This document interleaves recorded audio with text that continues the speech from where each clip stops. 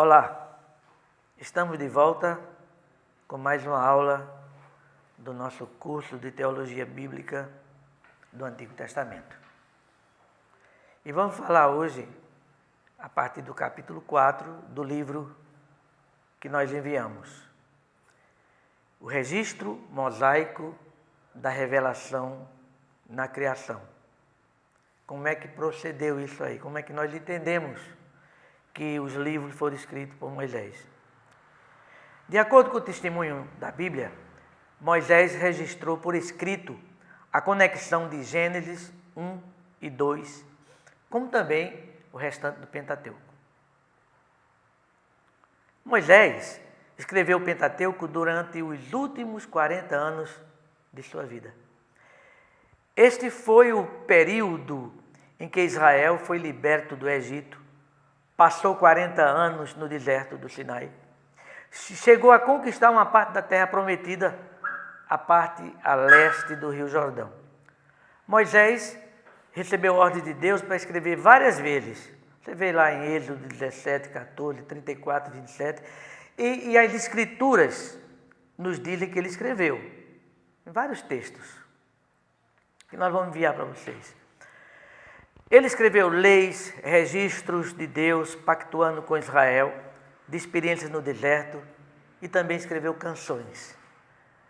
Não é registrado explicitamente que ele tenha escrito Gênesis, mas o testemunho das Escrituras é de que Moisés deve ser considerado o autor de Gênesis.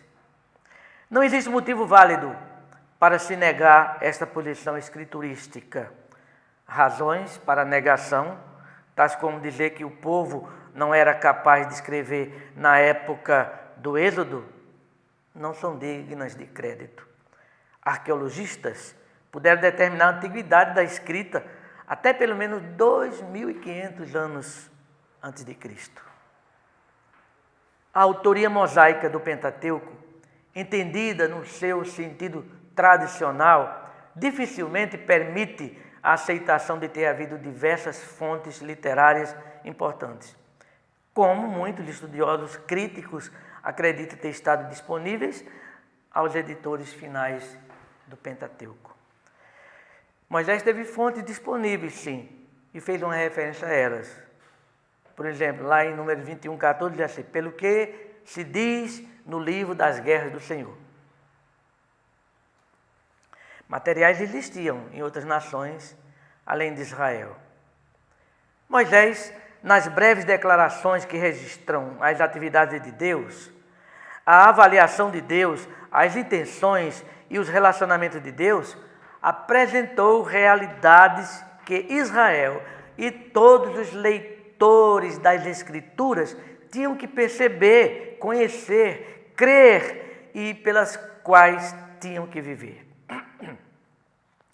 O que Moisés escreveu em Gênesis 1 e 2 foi verdade divina, revelada e cheia de autoridade.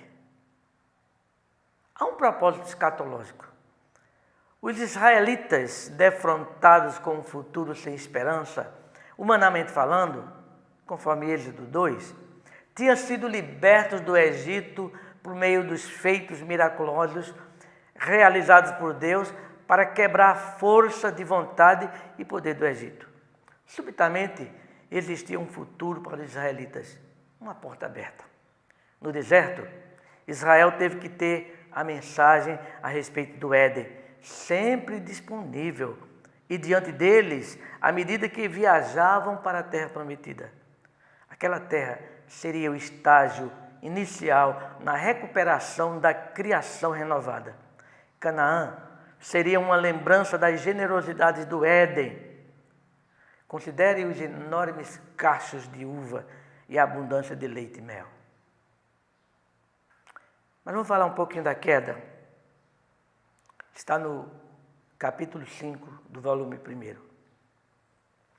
Nesse capítulo, a atenção é focada em Gênesis 2, 8 até 3, 7. E principalmente na queda. Queda é a forma tradicional de se referir à tragédia que aconteceu no Éden. Queda No entanto, não é um termo bíblico. Nas Escrituras, quando uma ocorrência é feita ao que Adão e Eva fizeram e o que aconteceu, os termos são outros. Por exemplo, quebra de pacto, pecado, morte, transgressão, etc. O texto bíblico é específico quanto à origem do Éden. Diz assim: Deus, Yahvé, plantou um jardim no Éden ao leste. O lugar citado é considerado como sendo o vale mesopotâmico entre as partes mais baixas dos rios Tigre e Eufrates. O jardim era bem estabelecido. Tinha todos os tipos de árvores para que Adão tivesse comida. Gênesis 1, 29, 2, 16. Tinha abundância de água, pelo menos 4 nascentes. Era bem suprido de recursos minerais. Gênesis 2, 12. Era um lugar de beleza. Gênesis 2, 9. O jardim do Éden era o lar do homem, visto que era uma pessoa real, portador da imagem de Deus e vice-gerente pactual. O jardim era seu palácio. O jardim era o pátio real. O jardim do Éden era também o lugar do conhecimento e da vida. Estes dois aspectos foram representados pelas duas árvores que Yahvé destacou, a da vida e a do conhecimento do bem e do mal. Uma vez tendo desobedecido, foram proibidos porque tinham perdido o direito de participar do símbolo sacramental. A árvore que falava da vida contínua em todos os aspectos e lhes dava a segurança a respeito desta vida. Desejar procurar alcançar e tornar proibido resultaria em um esforço para ser como Deus. Isto, por sua vez, resultaria separação, destruição e morte. E quem era Satanás? A Bíblia fala frequentemente da presença do mal e seus efeitos, assim como de Satanás e suas atividades e os efeitos destas. Satanás não é citado diretamente em Gênesis 3, 1 a 15. De acordo com o texto, a serpente conversou com Eva. Deus se dirigiu à serpente e falou diretamente com ela quando disse que a serpente seria amaldiçoada sobre todos os animais. Rastejaria sobre sua barriga e comeria pó todos os dias da sua vida. Satanás, de acordo com as Escrituras, é o tentador mestre. Ele é o adversário e acusador do povo de Deus. Ele é o grande oponente de Jesus, o Messias. Ele é aquele que será expulso para sempre. João 12, 31, Apocalipse 20, 10. Depois de ser amarrado, esmagado. Das Escrituras, só se pode deduzir que o pecado e o mal surgiram no mundo angelical. A maneira de obter controle sobre todos os cosmos era entrando no Éden. Satanás percebeu que para ganhar influência no Éden e, consequentemente, introduzir o mal e o pecado dentro dele, e desse modo, em todo o cosmos, ele teria que ganhar o controle e a influência penetrante sobre os vice-gerentes edênicos designados e qualificados por Deus Yahvé. Gênesis 3, 1 a 7, registra o encontro entre a serpente, que era Satanás, e Eva e Adão. Satanás fez Eva pensar que o fruto, atraente em aparência, quando comido, iria tornar sábio, eficiente, bem-sucedido. Deus seria um mesquinho. Ele havia contido o prazer e o sucesso dela. Então ela comeu. Ela deu a Adão e ele também comeu. Eles então perceberam que não haviam obtido prazer e sucesso como deuses, mas como seres humanos que duvidaram e desobedeceram. E com isso, perderam a dignidade e a segurança dadas por Deus. E aí é que com a queda, imediatamente Deus, Ele manda uma solução. E agora a gente fala um pouquinho do proto-evangelho, que está contido no capítulo 6. Gênesis 3, 8 até 4, 25, tem o foco no que chamamos de proto-evangelho. E este termo, ele é baseado em Gênesis 3, 15. O termo se refere especificamente às palavras que Deus falou quando se dirigiu a Satanás na presença de Adão e Eva. A mensagem tem sido considerada a primeira revelação redentora. É o Evangelho no Antigo Testamento. Deus Yahvé não se afastou dos desobedientes, pecaminosos e culpados Adão e Eva. Eles tinham que prestar contas dos seus erros, mas continuavam sendo imagem de Deus. Resumindo, nossa discussão sobre as maldições que Deus Yahvé pronunciou quando Adão, Eva e Caim o desobedeceram, podemos dizer que Deus deu uma sentença de morte para Satanás, para a mulher, para o homem e o filho. A morte deve ser entendida no sentido de ser colocado sob a ira de Yahvé contra o pecado. A morte representava graus de separação da fonte da vida e das bênçãos enriquecedoras. A morte representava, eventualmente, a separação final e total de Deus e Yahvé. E aí vem a revelação a respeito do reino e do pacto na época noaica. E aí nós trabalhamos o capítulo 7. Nesse capítulo será estudado o material contido em Gênesis 5:1 a 11:9, que fala sobre o relato da linhagem de Adão, da linhagem de Noé e também das linhagens de Sem, Cão e Jafé. O período histórico compreendido vai desde o tempo do nascimento de Sete, quando Adão tinha 130 anos, até o tempo em que os povos antigos haviam se separado, estabelecido as várias nações e se fixado em áreas que reivindicavam como território seu. Não temos como determinar o tempo exato desse período. Afirmamos que havia duas sementes frutificando na terra. A semente da linhagem de Sete, que era substituto de Abel, e a semente de Satanás, representada pelos filhos de Caim. Moisés registrou que, à medida que se foram multiplicando os homens na terra, a revolta social piorou. Gênesis 6:1. A violência tornou-se um modo de vida. Está claramente inferido que no seu tempo Noé era o único homem que tinha um casamento e uma família que honrava a Deus. Integralmente envolvida nessa deterioração social e na violência dentro do domínio social estava a corrupção espiritual. Yahvé tinha tornado a restauração possível.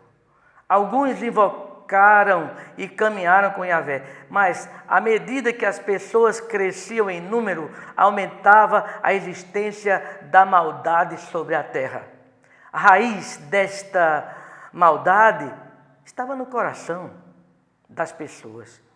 Toda a inclinação do pensamento originado do coração era continuamente mal. Yahvé, tendo falado do julgamento próximo por meio das águas do dilúvio e sua intenção de salvar Noé e sua família da morte por meio da arca, garantiu a Noé que o pacto continuaria a estar presente e a operar. Isso foi garantia de Yahvé, Deus. A criação floresce agora através da família de Noé, com seus filhos Sem, Cã e Jafé. Cã foi abençoado porque viu a nudez do seu pai, e sua descendência é a mais sofrida da terra. Sem, particularmente, teria um relacionamento pactual íntimo e vivo com Yahvé. Jafé teriam bênçãos pactuais criacionais. E aí nós entramos no capítulo 8, que tem alguns assuntos como o papel do material noaico nas Escrituras, o mito da revelação do Antigo Testamento, a revelação e um pouco de escatologia. Mas esse capítulo nós vamos querer que vocês leiam lá no primeiro volume. Nós não trataremos desses assuntos nesse panorama, somente trataremos no curso mais detalhado mais adiante. Entretanto, queremos mostrar um conceito que está presente em todo o Antigo Testamento. É o que chamamos de cordão dourado. Isso acompanha todo o Antigo Testamento e também o Novo Testamento. Esse conceito de cordão dourado nós chamamos de mite. Ele é central e unificador de todo o material exposto nesses 3 volumes que vocês devem ler. Não é um fator único, mas um complexo de 3 realidades interrelacionadas, integradas, que são o que a gente chama de cordão dourado: o reino, o pacto e o mediador. E o reino, o pacto e o mediador, nós vamos ver delineadas em todos os livros do Antigo Testamento e depois no Novo Testamento. Jesus Cristo, quando estava na terra, resumiu a causa a favor deste complexo triplo de conceitos quando pregou o reino e se declarou o mediador do pacto. Estes 3 conceitos interrelacionados são explicados no Novo Testamento e são revelados e consistentemente desenvolvidos no Antigo Testamento. Então vamos partir agora para o período patriarcal. Aí entramos no capítulo 9, que vai Gênesis 12, 1 até o final do livro de Gênesis. Introduzido em 11, 10 a 26, com o surgimento de Sem, a sua linhagem, de onde vem Terá, o pai de Abraão, Noé havia profetizado que Sem seria o servo de Deus, Yahvé, e portador da linhagem da semente messiânica. Está lá em Gênesis 29, 26 e 27. Abraão e Sara são apresentados como descendência de Sem e começam sua jornada para a terra prometida desde Ur dos Caldeus. O relato patriarcal em Gênesis trata de 3 patriarcas: Abraão, Isaque e Jacó. Isto, indubitavelmente, é devido à citação destes 3 por Moisés na primeira parte do relato da libertação dos israelitas do Egito, Êxodo 2, 24. Mas quando se lê os versos iniciais de Êxodo, a referência é a Jacó e seus filhos, com destaque para José, e em uma menção específica em Êxodo 1, 5, 6 e 8. Existe também um 5º patriarca, que é citado como tendo o tipo ou tido um papel importante no relato, que é Judá. Na profecia de Jacó, ele é destacado como aquele pelo qual Yahvé iria manter a linhagem da semente messiânica, aquele que é o agente mediador do pacto e o antepassado da casa real em Israel. Está em Gênesis 49. Aqui devemos fazer referência ao cordão dourado: reino, pacto e mediador. Referências diretas, o reino de Yahvé não estão incluídas nas narrativas patriarcais. A ideia de reinado, sim. O Antigo Testamento é um documento pactual, é o registro escrito do pacto de Deus com a humanidade, especificamente com certos indivíduos. O terceiro conceito central é o mediador. Nem o termo mediador, nem Messias aparece em Gênesis, mas o conceito, obviamente, está lá quando as Escrituras falam da semente ou descendência. Abraão. O relato bíblico de Abraão começa com as palavras: Yahvé disse a Abraão, Gênesis 12, 1. A soberania de Yahvé foi expressa clara e definitivamente quando escolheu e chamou Abraão. O chamado de Abraão só pode ser entendido a partir da própria bondade e amor de Yahvé, e não por qualquer mérito por parte de Abraão. Deus Yahvé chamou Abraão porque o havia escolhido para um serviço específico pactual. Abraão deveria ser separado de sua família, clã, tribo e pátria. Ele e sua esposa deveriam ir sozinhos e por meio deles todas as pessoas da terra seriam servidas. Abraão é assegurado de que será guiado à terra que lhe será mostrada e que será dada a ele e à sua semente. Embora esta terra estivesse sendo habitada por várias nações, elas seriam desapossadas para que Abraão pudesse ser o possuidor. Abraão, obediente ao chamado de Deus Yahvé, tornou-se um homem de fé. Deixou seu lar e recebeu uma terra. Deixou a riqueza de Ur dos caldeus e recebeu muito mais riquezas em rebanhos, manadas, prata e ouro. Quando o filho foi prometido a Abraão e Sarai, Deus, Yahvé, demonstrou sua fidelidade. 5 garantias foram dadas como evidências do vínculo.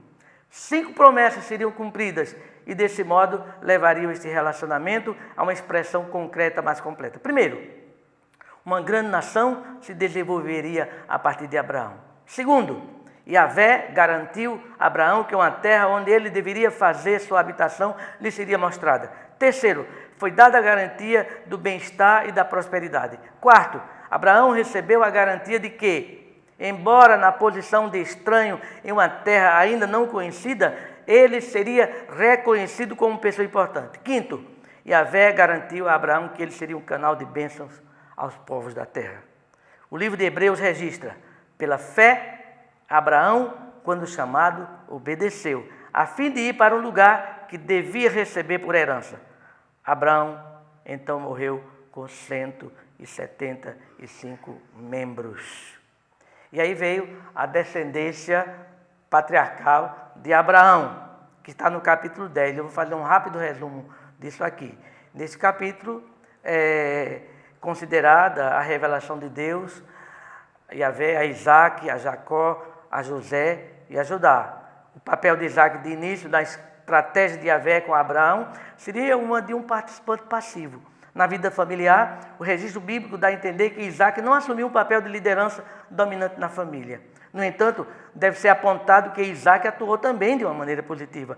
Na sua interação com Abimeleque, depois de ter recebido Rebeca de volta do rei dos filisteus, Isaac ocupou-se com suas tarefas culturais e foi abençoado também com prosperidade. Apesar de ter que aturar a inveja dos filisteus com relação à escavação dos poços, Isaac provou ser o homem mais forte. Eventualmente, ele foi abordado por seus oponentes que fizeram um tratado com ele. Isaac demonstrou como as nações poderiam receber bênção por meio dos agentes pactuais de Yahvé. Embora Isaac fosse geralmente passivo, foi também, por direito próprio, à sua maneira pessoal, um agente ativo, representante de Yahvé. Jacó foi muito diferente do homem crente, servo de Abraão. Foi. Como também de seu pai Isaac, inclinado à passividade. Jacó era um filhinho da mamãe, que, influenciado por ela, enganou seu pai. Mais tarde, na sua vida, pelos meios específicos, desonestos e não efetivos, ele enganou seu sogro Labão. Jacó, com suas interpretações óbvias, foi, no entanto, o agente pactual escolhido de Deus. E Yahvé, ao eleger Jacó, revelou nos seus procedimentos com ele seu poder transformador e a magnificência da graça divina. Propósito da eleição de Jacó. O primeiro propósito declarado da eleição de Jacó foi serviço. Ele não merecia, mas Deus escolheu ele. Segundo propósito, a soberania divina é revelada na orientação familiar de Jacó, família estendida. Terceiro propósito, da soberania divina é refletida no fato de Jacó ter se tornado próspero. O quarto propósito, Deus Yahvé revelou seu governo soberano sobre o cosmos e particularmente sobre seus agentes pactuais escolhidos por meio da proteção que lhes deu. Quinto propósito, mostrar a providência de Yahvé. Ninguém é merecedor das dádivas de Deus. E aí, até a próxima